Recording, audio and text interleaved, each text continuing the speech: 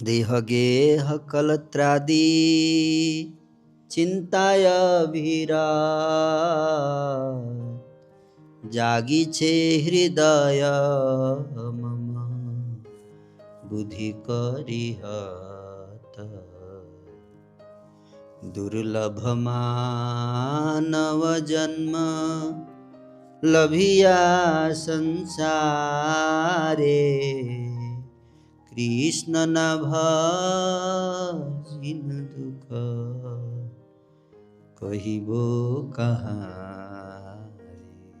संसार संसार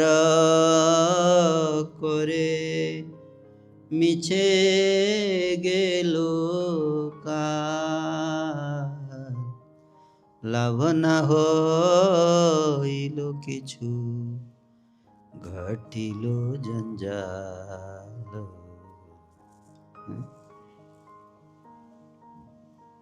हाहा भावी नाही जानी अनित्य सब जीवने विगते कोथा रहिबो वैभव। जीवन चला जाएगा तो वैभव ऐश्वर्य क्या करेगा? अचार डालेंगे? नहीं, इसको समझना है। ये इसके लिए मनुष्य जीवन मिला है, दुर्लभ मानव इसको समझने के लिए मिला है, खाने पीने सोने के लिए नहीं मिला है।